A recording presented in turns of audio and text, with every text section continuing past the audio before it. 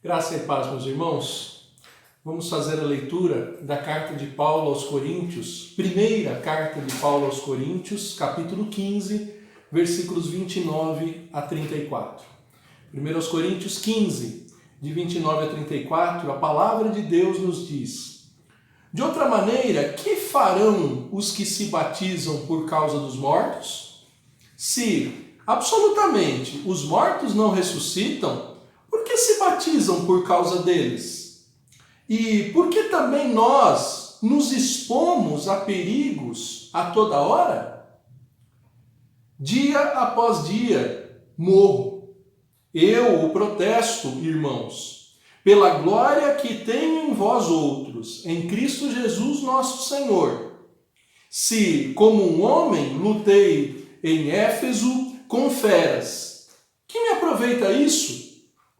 Se os mortos não ressuscitam, comamos e bebamos, que amanhã morreremos.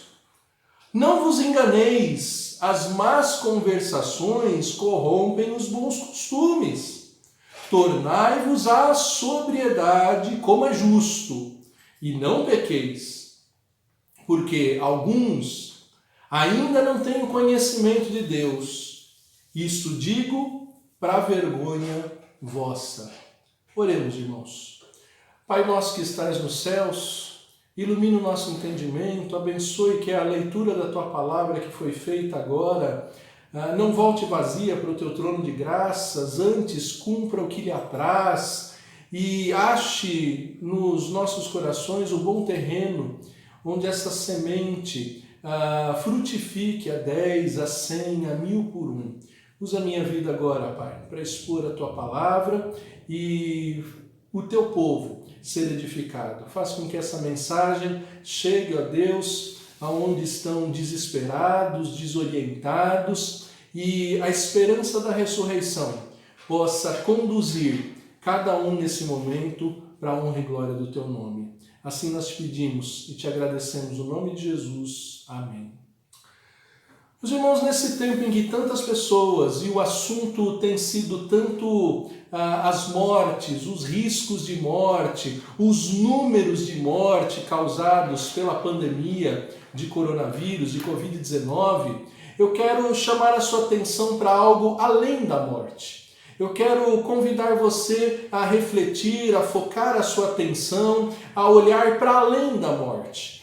Na semana passada nós expusemos o trecho anterior de 1 Coríntios 15, versículos 20 a 28, onde aprendemos que a morte não é o fim, onde aprendemos que a morte terá um fim e onde aprendemos que Deus, o nosso Senhor Jesus, reina até o fim. Antes disso, 1 Coríntios 15 ensina que o genuíno evangelho é o evangelho que crê na ressurreição. É o evangelho que creu na ressurreição do nosso Senhor Jesus, testemunhada por mais de 500 pessoas, e que aqueles que creram nesse testemunho tiveram a sua vida mudada e transformada. E agora nesses versículos que lemos, Coríntios 15, 29 a 34, nós vamos refletir um pouco mais sobre os efeitos, sobre os resultados da fé na ressurreição. Nem todos acreditam na ressurreição. Algumas pessoas acreditam que a vida é só isso aqui. Outras pessoas acreditam em reencarnação, ou seja, que o espírito, geração após geração, ocupe um corpo diferente. Mas a genuína fé cristã, aliás, a fé judaico-cristã, ela crê na ressurreição. Ela crê que após a morte, num determinado tempo, quando Cristo voltar, todos voltarão à vida com a mesma identidade, para prestar contas daquilo que fizeram e para receber a retribuição do bem ou mal que produziram nessa vida. Todavia, lá em Corinto, uma das deficiências daquela igreja era não acreditar na ressurreição. Pelo menos um grupo ali não acreditava na ressurreição. Achava, influenciado, quem sabe, por ensinos filosóficos, por deduções humanas, achava que a vida era só isso aqui, que depois da morte acabou e nada mais há para acontecer. Todavia, queridos, a verdade real tanto segundo a palavra de Deus, quanto aquela que é evidenciada no coração da raça humana, é que existe uma expectativa para o que há depois da morte. Uma expectativa de continuidade depois da morte. Eclesiastes capítulo 3, versículo 11, é um trecho da palavra de Deus que vai nos falar de algo difícil de entender, mas que nutre essa certeza e essa expectativa da ressurreição que grande parte da raça humana tem. Eclesiastes 3, versículo 11 diz: tudo fez Deus formoso no seu devido tempo, também pôs a eternidade no coração do homem, sem que este possa descobrir as obras que Deus fez desde o princípio até a fim. Deus colocou a eternidade no coração do homem. Portanto, o homem, ele não busca a morte, ele foge da morte, como estamos vendo nesses dias. O homem mais incrédulo, o homem mais ateu, aquele que não se debruça para estudar a palavra de Deus, aquele que não professa crer no Senhor Jesus Cristo, ele também não persegue a morte. Ele não persegue a morte por causa de uma preocupação que vem depois, por causa de uma certeza de que a vida não acaba no caixão, na cova, no cemitério, mas de que há algo depois que ele ainda não conhece, como diz o texto aqui, sem que esse possa descobrir as obras que fez desde o princípio. Eclesiastes 3,14 diz: sei que tudo quanto Deus fez durará eternamente, nada se lhe pode acrescentar e nada lhe pode tirar, e isto faz Deus para que os homens temam diante dele. Tudo que Deus fez dura eternamente. Nós somos feitos por Deus, nós somos criados por Deus. Portanto, não é coronavírus, não é câncer, não é AIDS, não é violência, não é suicídio, não é veneno, nada coloca fim na vida que Deus fez. Pode interromper, pode causar a separação entre mortos e vivos, mas nada coloca fim na vida humana que Deus fez. Por isso Paulo vai enfatizar nesse capítulo 15 a importância da fé na ressurreição, da certeza da ressurreição, e nós vamos ver aqui pelo menos 3 efeitos, 3 resultados da fé na ressurreição. Em primeiro lugar, a crença na ressurreição conduz ao mínimo de acerto. É muito interessante como o apóstolo Paulo, no versículo 29, ele vai ressaltar um erro que várias crenças, várias seitas tiveram ao longo do tempo. Dr. Russell Shedd, comentando esse versículo, ele vai dizer de mais de 40 possibilidades sobre essa questão de Paulo dizer os que batizam por causa dos mortos. Se absolutamente os mortos não ressuscitam, por que batizam eles por causa dos mortos? Paulo não está se embasando no mandamento cristão, no mandamento dado por Cristo de batizar. Paulo não está se embasando na prática de João Batista, que batizou chamando homens ao arrependimento, preparando homens para se encontrar com Jesus. Paulo não está dizendo do batismo bíblico. Paulo está mencionando o batismo de seitas, homens, mulheres que se batizavam. Dentre as várias possibilidades desse batismo por causa dos mortos, uma das possibilidades era, alguém conheceu, ou seja a fé cristã, seja alguma outra crença, e se preocupou porque algum parente querido, algum ente querido, morreu sem ter essa fé que é julgada como adequada e como saudável. E aí os vivos se batizavam em nome daqueles que morreram, na expectativa de que esse ato dos vivos repercutisse na vida daqueles mortos que morreram sem esse sinal, sem esse batismo. Várias religiões, praticamente todas as religiões, têm algum cerimonial de batismo, de iniciação. E algumas seitas praticavam muito provavelmente isso. de os vivos se batizarem pelos mortos para garantir que aqueles mortos fossem beneficiados pelo batismo de algum querido seu vivo.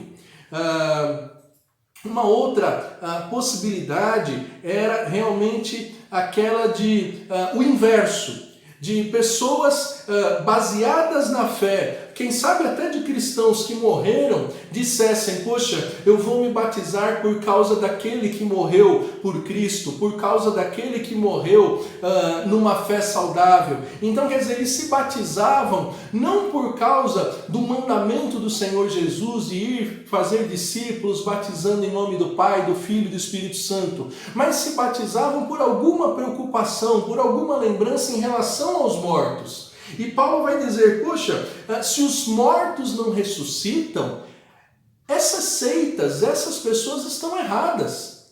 Paulo está dizendo assim: ainda que seja um absurdo, ainda que Jesus não tenha ensinado isso, ainda que isso não seja o ensino apostólico, não seja o ensino dos profetas, da lei e do Antigo Testamento, eles acreditam na ressurreição e isso é um acerto.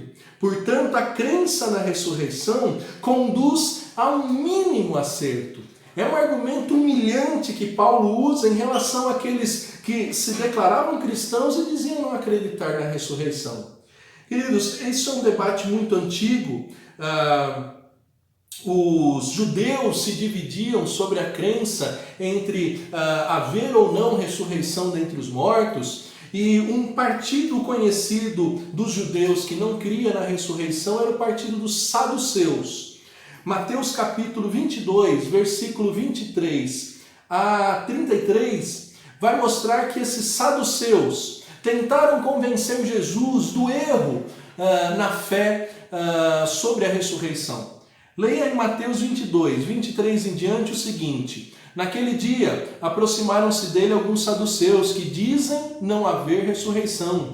E lhe perguntaram: mestre, Moisés disse, se alguém morrer não tendo filhos, seu irmão casará com a viúva e suscitará descendência ao falecido. Ora, havia entre nós 7 irmãos. O primeiro, tendo casado, morreu, e não tendo descendência, deixou sua mulher ao seu irmão. O mesmo sucedeu com o segundo, com o terceiro, até ao 7º. Depois de todos eles, morreu também a mulher, porquanto na ressurreição, de qual dos 7 será ela esposa? Porque todos a desposaram. Respondeu-lhe Jesus: errais, não conhecendo as Escrituras, nem o poder de Deus. Porque na ressurreição, nem casam e nem se dão em casamento, são porém como os anjos do céu. E quanto à ressurreição dos mortos, não tendes lido o que Deus os declarou?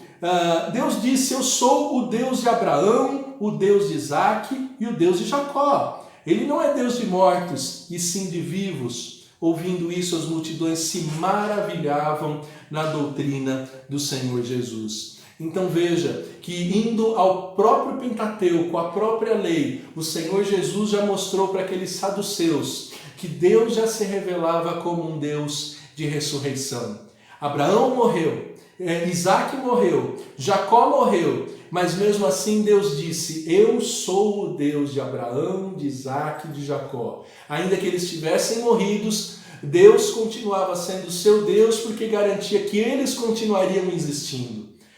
Eles tentaram colocar Jesus em uma cilada, em um argumento de que se a lei permitia a viúva de um irmão morto casar com um irmão vivo, e isso acontecesse 7 vezes, no dia da ressurreição, aquela mulher que se casou com 7 irmãos da mesma família, seria esposa de quem? E Jesus claramente diz: ela não vai ser esposa de nenhum deles, porque na ressurreição não se casa e não se dão em casamento.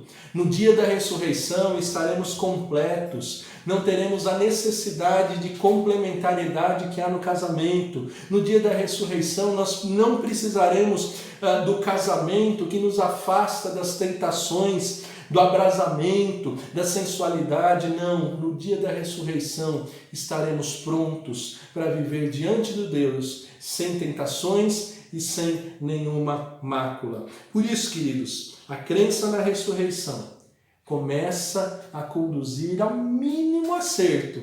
Mas ainda que seja uma seita, ainda que você acredite na ressurreição sem conhecer a Bíblia e sem conhecer outras coisas, você já está começando bem. Você já está começando como aqueles que Paulo usou como base para dizer, olha, até eles estão certos, mesmo que conduzam coisas extremamente erradas. É sempre necessário separar o acerto do erro das pessoas, evitar a generalização. Paulo pinça numa seita um acerto e expõe para cristãos em Corinto que até os errantes nas suas crenças absurdas acertam quando creem na ressurreição. Um segundo efeito da fé na ressurreição é a coragem para ser cristão. Paulo começa a dizer, se não há ressurreição, 1 Coríntios 15:30, por que também nos expomos a perigos toda hora? Por que nos expomos a perigos toda hora? Queridos, ao longo da história do cristianismo, ao longo da história da igreja, não me lembro de algo tão perigoso quanto ser cristão, principalmente cristão no primeiro século, ser cristão em países onde o cristianismo é proibido e até perseguido.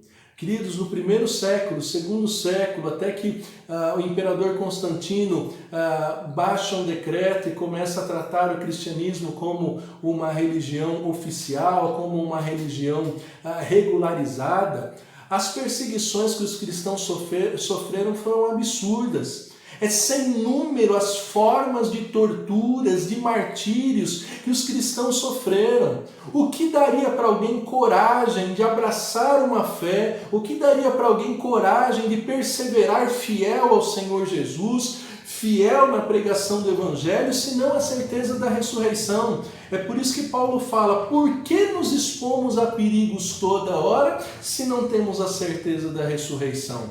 Nós estamos passando um momento de perigo. E nós, por instinto, por sobrevivência, estamos nos isolando, estamos fugindo dos riscos da morte, mas os cristãos, pela certeza da ressurreição, muitas vezes eles caminharam de encontro para a morte. Praticamente todos os apóstolos foram martirizados. O apóstolo João, que foi o último a falecer, foi preso, torturado. Pedro, o mais proeminente de todos os apóstolos, foi morto crucificado de cabeça para baixo. Várias vezes cristãos foram colocados como espetáculos em arenas com animais ferozes, em fornalhas, em torturas com óleo quente, com piche quente. E o que fazia esse povo não desistir? O que fazia esse povo ter coragem de professar a fé, dizendo para o seu pai, para a sua mãe, olha, agora eu sou do Senhor Jesus, agora eu creio no Senhor Jesus, e ser expulsos das suas casas, ser expulsos dos seus trabalhos, dos seus meios de sobrevivência? Só pode ter sido a certeza da ressurreição. É por isso que Paulo diz aqui, dia após dia eu morro. Dia após dia eu estou caminhando para a morte. Dia após dia eu vivo risco de morte. O nosso Senhor Jesus, quando chamou os seus apóstolos, ele disse, eis que eu vos envio como ovelhas para o meio de matadouros. Desde o comissionamento dos apóstolos, ser cristão é perigoso. Ser cristão é assumir um risco de morte. Em alguns momentos mais, em outros momentos menos, mas ainda hoje, o seu testemunho cristão, por vezes, é a razão de você ser demitido do seu trabalho. O seu testemunho cristão, por vezes, é a razão de parentes se afastarem de você. O seu testemunho cristão, por vezes, é a razão de não conseguir, de repente, um maior salário em uma função que determinaria, que seria inevitável a corrupção, a mentira, a desonestidade, o roubo. E por que você não desiste? Por que você continua corajoso, perseverando, como Paulo, em ser cristão? É porque porque você tem a certeza de que a vida não acaba aqui. É porque você tem a certeza de que ainda que você morra, você vai ressuscitar. A ressurreição dá coragem para viver como Paulo, que disse, olha, para mim viver é Cristo e morrer é lucro. Cristãos não tinham medo da morte, cristãos não devem ter medo da morte. Me lembro do testemunho de um dos pais da igreja, que quando colocado numa fornalha, ameaçado para negar Jesus, ele disse, há tantos anos eu sirvo Jesus e ele nunca falhou comigo, porque agora você me obriga a negá-lo e a abandoná-lo. E ele morreu numa fogueira, ele morreu numa fornalha, sem negar ao Senhor Jesus, por causa certamente da esperança da ressurreição. O apóstolo Paulo, quando expõe o seu currículo na segunda carta aos Coríntios, ele expõe o tamanho da coragem que ele tinha. Segundo aos Coríntios 11, 23 a 33 diz, são ministros de Cristo?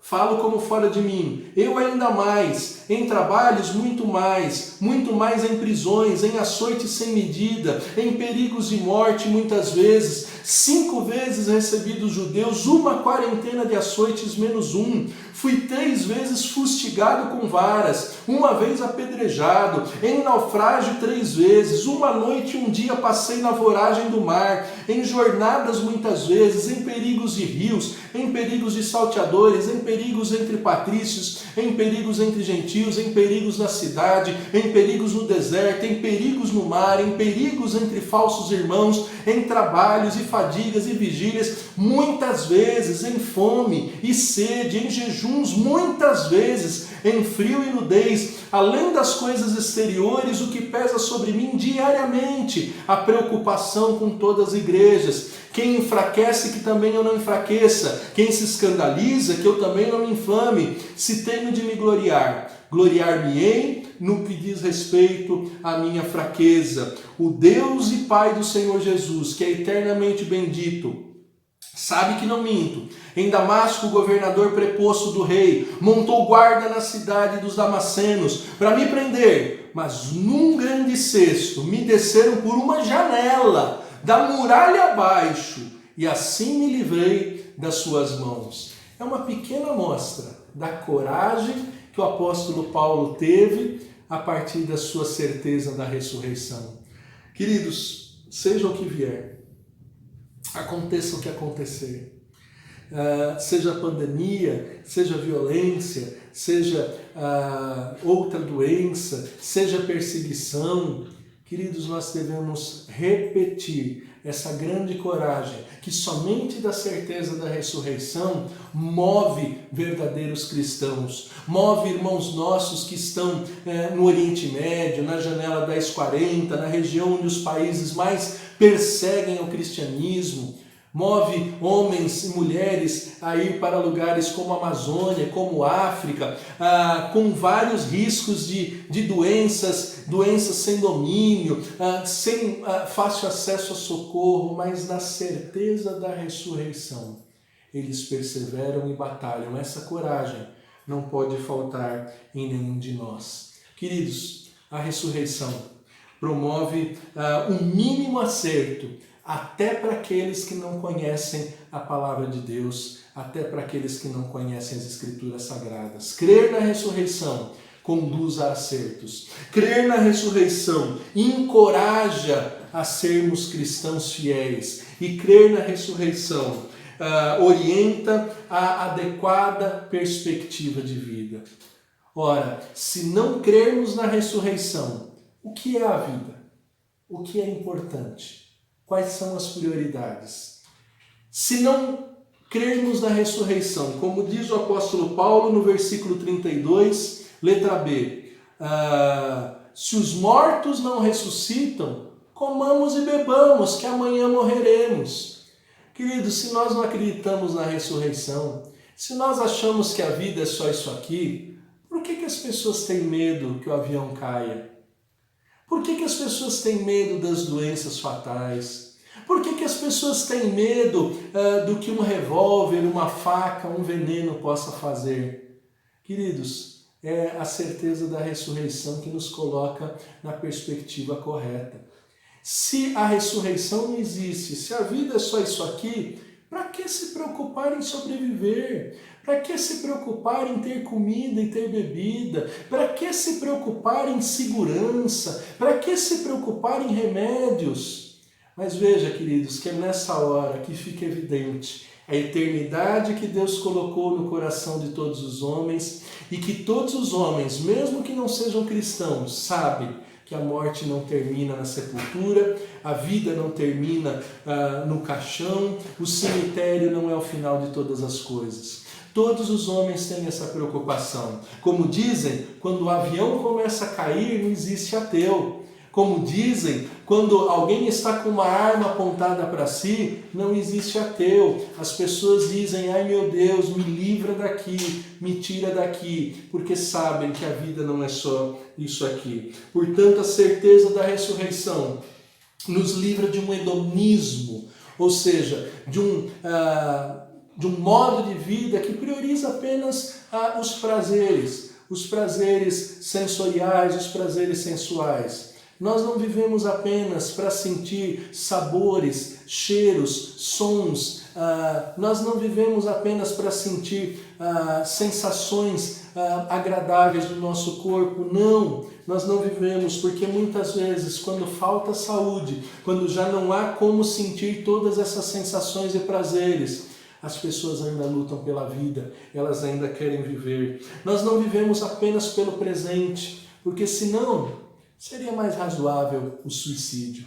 E por que nós não temos isso como natural? Aliás, por que nós entendemos que as pessoas que se suicidam já não estão predominantemente dentro da sua perfeita faculdade mental, do seu perfeito equilíbrio? Porque realmente elas estão fugindo do sofrimento. Elas estão fugindo do sofrimento porque elas não veem que o seu sofrimento, depois dessa vida, tem uma recompensa, tem um sentido, tem um significado. Queridos, a certeza da ressurreição coloca a nossa vida na perspectiva correta. A perspectiva correta de não viver pelo que ouvimos, não viver por qualquer conversação, por qualquer diálogo. Queridos, nessa época de tantas e tantas mensagens chegando pelos nossos celulares, pela televisão, pela internet, pelas redes sociais, se nós formos seguir tudo que nós ouvimos, se nós formos conduzir a nossa vida por cada mensagem que nós recebemos, ficaremos malucos. Mas a palavra de Deus, que apresenta a certeza da ressurreição, ela diz, não se engane, as más conversações corrompem os bons costumes. Escolha quem você vai ouvir, escolha em quem você vai dedicar a sua atenção, com quem você vai ocupar a sua memória. Não fique ouvindo qualquer um, não fique ouvindo os profetas do fim, aqueles que dizem que está tudo perdido, que não há solução, porque, querido, ainda que muitos de nós não ultrapassem essa pandemia, ainda que muitos de nós vá para a sepultura, tenham os nossos corpos cremados e venham ao pó, isso não é o fim. A certeza da ressurreição nos motiva a continuar com um procedimento de vida, ouvindo aqueles que merecem ser ouvidos, fechando a porta para tantas e tantas informações absurdas e estapafúrdias que chegam pelos vários canais. E aí, queridos, ouvindo o que há de sadio, se enchendo da palavra de Deus, fortalecendo a esperança da ressurreição, nós estaremos sóbrios. Nós não estaremos delirando, nós não estaremos sonhando, nós estaremos com o pé no chão, de que assim como Cristo morreu e ressuscitou, a humanidade toda vai ressuscitar. E estaremos diante do justo juízo um dia, que há de vir para julgar os vivos e os mortos. E no dia desse julgamento, você já está preparado? Para o dia desse julgamento, você já está pronto? Ou você vai continuar seguindo tantos e tantos mestres, tantas e tantas vozes que querem te afastar da certeza da ressurreição, que dizem que a Bíblia Sagrada não é a palavra de Deus, que dizem que Jesus Cristo não existiu. No dia que você se encontrar com Jesus, como será? Que você dirá por ter rejeitado o anúncio da palavra dele e a revelação de toda a verdade sobre ele. Que você não esteja nessa condição despreparado. Como diz o texto, há muitos que não conhecem a Deus, e isso é para vergonha da igreja. Meu irmão, minha irmã, servo de Deus, muitos não conhecem a base da ressurreição. Muitos não sabem que Jesus Cristo morreu e ressuscitou. Muitos já não acreditam mais. E nós devemos colocá-los diante da verdade da ressurreição que acerta a perspectiva da vida, a perspectiva de que a vida não é só isso aqui, de que a vida não é apenas físico, não é apenas o sensorial, não são apenas os prazeres físicos e corporais, mas que a vida é além. A vida demanda passar de uma perspectiva imediatista, hedonista, e a vida deve ser colocada na perspectiva de eternidade diante do eterno. Todos nós viveremos eternamente. Uns no céu, na vida eterna, na vida em abundância, outros na morte eterna, no juízo eterno, porque rejeitaram a revelação do Senhor e não deram crédito ao Filho dele que veio nessa terra. Que não seja essa a sua situação. Que você, como Paulo, como eu, como a igreja genuína, creia na ressurreição. Ressurreição que até os mais loucos e ignorantes, quando creem, acertam. Ressurreição que deu coragem para tantos homens não desistirem diante de tantos perigos e ameaças que os cristãos experimentaram ao longo de séculos da existência da igreja. Creia na ressurreição, ressurreição que te motiva a ter uma vida justa, a ter uma vida sem pecados, porque assim você se prepara para encontrar o justo juiz. De outro modo, vamos ter uma vida de pecado. De outro modo, podemos nos matar, podemos mentir, podemos roubar, porque não daremos conta para ninguém. Mas isso é um absurdo. Sabemos que um dia estaremos diante de Deus. Mesmo que passemos pela cova, haverá ressurreição. E tudo o que tivermos feito vai receber de Deus a justa recompensa, vai receber a justa ressurreição. Vamos encerrar com uma palavra de oração, pedindo para que Deus nutra a nossa fé e a nossa esperança. Nesse tempo em que se fala tanto de morte, falemos de vida, falemos da ressurreição, falemos do que vem depois da morte, que encoraja e encorajou tantos cristãos, que faz até os mais loucos acertarem quando creem na ressurreição e que dá um sentido, uma perspectiva adequada para essa vida. Pai bondoso e amado, abençoe aqueles que estão assistindo essa mensagem e aumente neles a fé, na certeza da ressurreição. Ó Deus, que eles entendam que assim como Cristo ressuscitou, toda a humanidade há de ressuscitar. E assim, com essa convicção, possam, ó Deus, acertar. Começar a acertar como até algumas seitas absurdas acertaram. Não errar como os saduceus erraram diante de Jesus. Ajude-os, Deus, a ter a coragem da continuidade de uma vida diante de tantos perigos, na certeza de que a morte não é o fim, mas que a ressurreição garante o que vem depois da morte. E assim, com uma perspectiva não imediatista, não hedonista, mas de eternidade, de vida eterna, vivam vida santa, vivam uma vida temente a Deus, se preparem para se encontrar com Jesus, que está vivo à direita de Deus. Essa bênção te pedimos e te agradecemos. No nome do Senhor Jesus. Amém.